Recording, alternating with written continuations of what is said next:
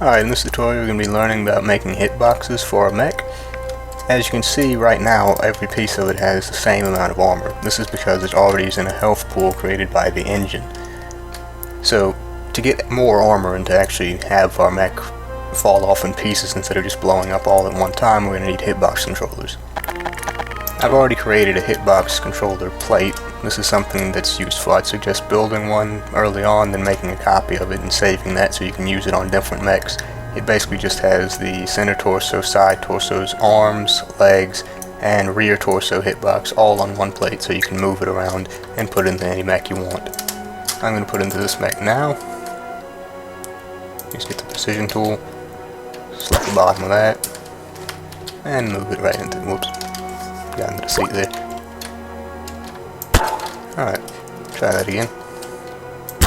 Move it right to the torso. Now all we do is unparent these hitbox controllers, remove the plate, and parent these hitbox controllers onto the center torso.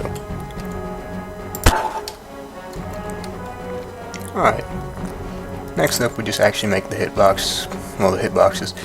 So you can't actually select guns themselves, but you can select the hard points that guns are attached to.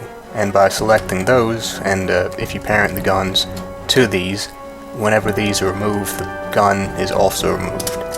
Now for stuff that doesn't move, you actually aren't putting hard points on it. So what you want to do is you get this gun here, or this missile launcher, and you parent it to a separate gate on the torso. And then you'd add that gate right here into the arm hitbox. That way when the arm hitbox is destroyed, this gate also goes to 0 health, is removed, and then the missile launcher also gets removed. So you just select all these pieces, and make sure you select the gates on the back of these, that's pretty important. And then you select this gate here, and add it to that arm hitbox.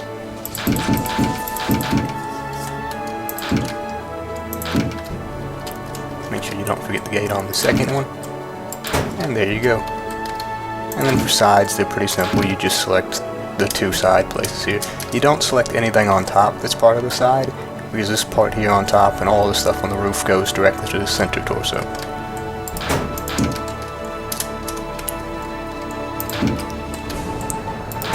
Alright, now for the center torso, you just get the roof, and then the front, and then the part in the middle here, and then this part here on top of the hip. I'm not getting the bottom of the hip because the bottom of the hip is a structure piece, it's a base plate. Don't select any of the base plates when you're making hitboxes, or else you'll lose that hitbox and your whole mech is dead because you can't function without one of the base plates. Alright, that looks like everything. Just right click on the hitbox controller, and there we go. Now for the rear, it's just these two rear plates. Put that right there. And then we just get the legs. You've seen how to do legs in other tutorials, but one other thing is if you have detail props, make sure you select any of those and also any of the gates, and then hitbox, well, make sure you right click on the hitbox controller to set those in it too. You always want to select gates, that'll help you a lot, and just add slightly more armor to your hitbox. Okay, that should be all the hitboxes set up. And if we check, each of these pieces will have their own armor pools, and if we select multiple pieces of the same hitbox, they all have the same health. And if we check, this piece here and this piece here are both part of the structure still. Okay, now we should be able to do the HUDs. Oh yeah, you're going to need to get the DakTek Mech HUD public V2 chip. It's found on the DakTek group page, I'll leave a link in the description. As you can see, it has its own instructions inside of the chip already, but since I'm doing a tutorial on it, I'm not going to read it right now. Okay, so just put that onto the hip, well not the hip, the torso, anywhere you want it. Make sure you freeze this chip, because if you don't freeze it, it'll fall down when we unweld it, because it does have to point forward. So we're going to have to press unweld on it, which is just the R key while holding weld, and then you just turn it forward. You can use precision or precision alignment. I'll just use precision alignment. Right click, rotation, get the angles. Right now it's at 0, it should be at 90 on the yaw. And there we go, it's pointing forward. Now we just weld it on to the torso, and there we go. Okay, so now we should be welding that up. Well, wiring that up, I mean. We're going to need an EGP first. Make sure you select screen type HUD, and any of these models works. Except for us it won't matter since we're using a HUD type. Now you can do weld or whatever, but I don't use weld on it. It's usually not too useful. So just click on there and then actually parent it onto the torso. And then we need to link it to the seat. So we do that with right click and then right click on the seat. Okay, so as you can see there's a whole bunch of inputs, but it's pretty simple. Just go and link EGP to the EGP itself, pod to the pod controller, gyro to the gyroscope, and target to the sensor. I don't think this has a sensor yet, so I'll do that later. Okay, so center torso goes to the health percent output on the center torso hitbox. Left torso goes to left torso's health percent, right torso to the right torso. And this makes a lot of sense, doesn't it? Left arm to left arm, right arm to right arm. Left leg, right leg to right leg. Rear goes to the rear, and engine goes to the engine's health. Next up we just do heat to heat, max heat to max heat, and then jump fuel to the jump fuel output on the gyroscope. Okay, I'm just going to wire up left leg hitbox and right leg hitbox on the gyroscope since I don't have them done yet. Okay. Now, for group 1 cooldown and the ammo and all that, you have to select your weapon groups and you'll know what these are when you're wiring them. For my mech right here, I think it's 2 Gauss rifles. I have 2 clan Gauss rifles and 2 clan LRM-20s. So, to select these weapon types and set up the HUD correctly, you open up the HUD, and right here on the edit values line, you'll see the group 1, 2, 3, and 4 names right here. Usually they'll be just random stuff that I already have here. So I'm going to select mouse 1 to be my Gauss rifle. So I'm going to type clan Gauss rifles. And the second group will be the clan LRM-20s. And then the third and fourth group will be empty, so I'm just going to put NA.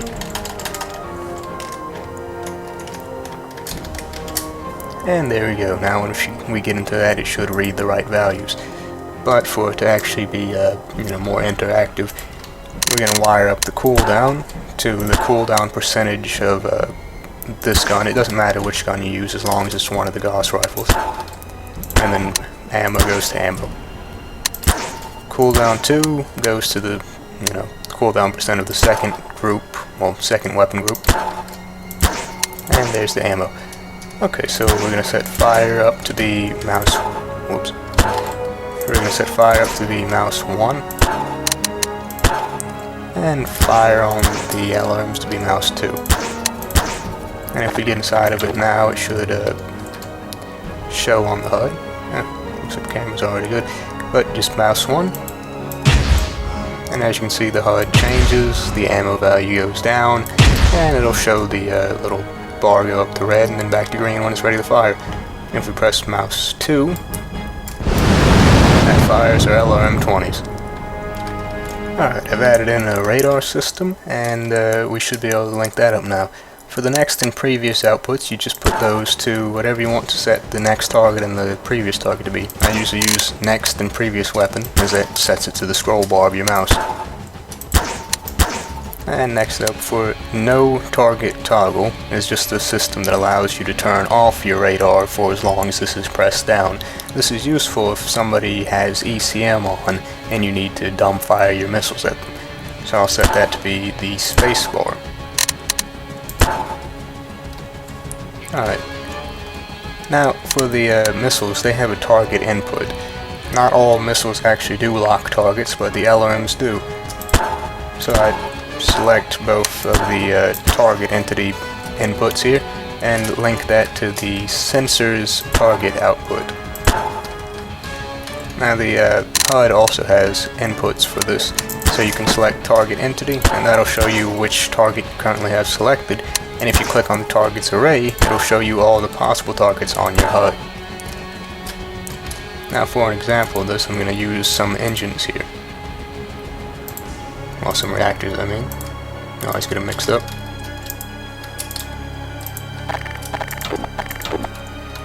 Okay, looking into the side of the vehicle, you can see we currently have 3 targets here, and on the HUD they get selected whenever I scroll the mouse wheel.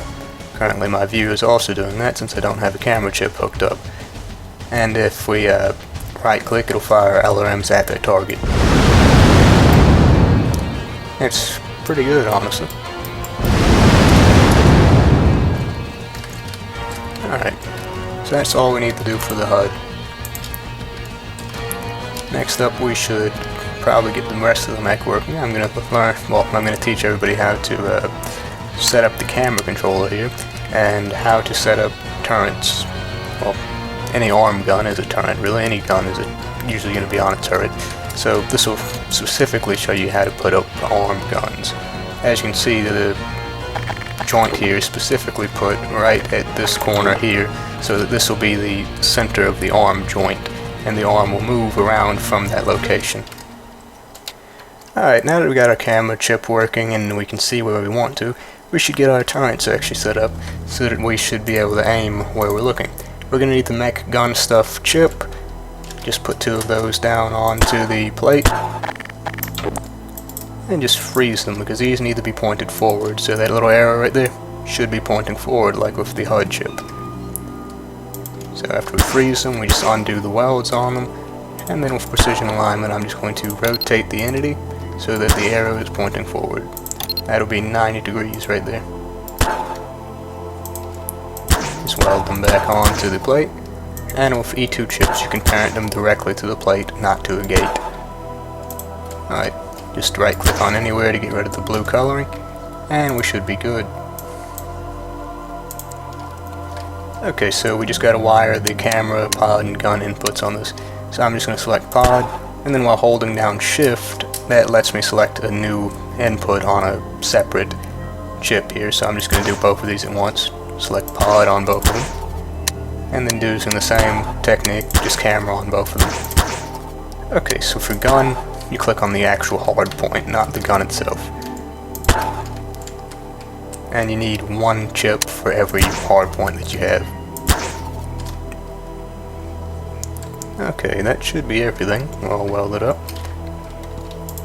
And previously I set the weights of these so that the mech will work properly when moving and unfrozen. Back when I was building this originally off screen and all that. Okay, so just copy the mech. As you can see, it's a little too tall to get the feet. You can kind of see it, well, not if I zoom in. So for mechs that are tall, you can either increase the area copy size up to a bigger number, or you can just aim at the center of mass so that the box actually is around it better.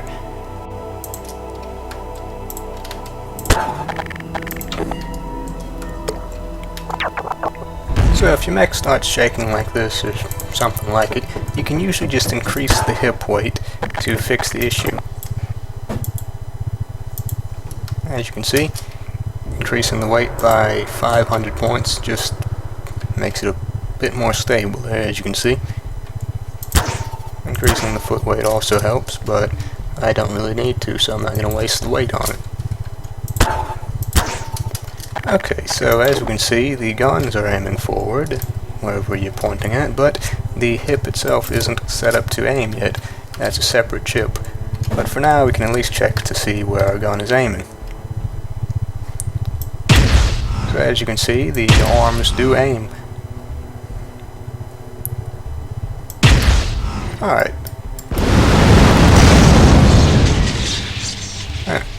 Yeah. Forget that their target's that sometimes. But we're all good right now because I have a copy of it. Okay, so let's get the torso set up. Okay, so now we're going to need the torso chip, and instead of mech gun stuff, it's just going to be mech torso stuff. Pretty simple names. Okay, so on this one you're going to put it into the hip instead of the torso. Make sure it points forward. That's usually useful for anything that isn't a camera chip. Weld it on, point it forward. Getting used to this by now, right? And then we just weld it back onto it, and then parent it back onto it. Okay, so now we just got to wire that up. For this, you just click on the torso, and wire it to the torso plate. And then you get the pod, put that onto pod, and then camera goes to the cam controller. That should be everything for the torso chip. Pretty quick setup.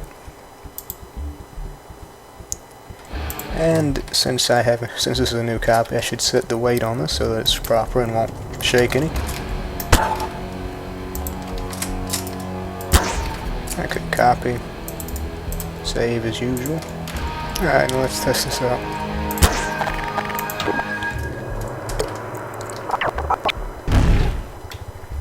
Alright, everything stands upright.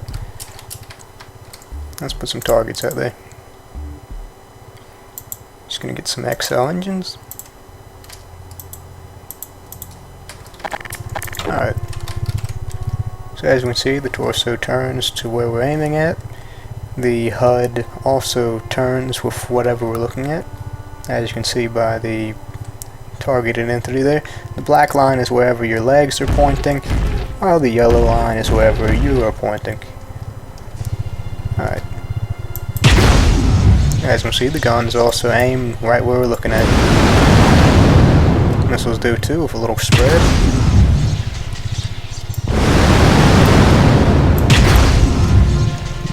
And as we walk around, we can see what speed we go and also what our heat is at. If we had jump jets, that empty bar to the left would also be filled with an orange indicator. Lastly, just finishing up the final touches on your mech here, you can use the visual clip tool to remove parts of an entity. Now, with the tool, if you hold shift and click on a plane, that will cut all entities by that plane. As you can see here, the green line is where the rest of the entity that will be kept, while the red is what will be taken away. And if I look through this prop here a little bit, you can see the green is within it. So just right click on the gun here, and you also should right click on the gate. By vis clipping, no shots will hit it, everything will just go through it. This is very useful for pieces that work like this, where they shouldn't be hit, but they just act as a movement part. And with the other side you can do the same thing, just right click on that, and that should be clear. This is better to use than the coloring tool because, as I said, shots will pass right through it without dealing damage to it. Alright, that's everything. The mech should work right and it should function correctly now. And that's really all you need to know about how to make a mech and how to get the bells and whistles set up. Alright, in the next tutorial we learn about armoring your mech and good builds to use on mechs. Builds that work well together and builds that are more sustainable for your mech so that you can build a mech with the proper size, weight, and speed for best performance. Alright, see you later.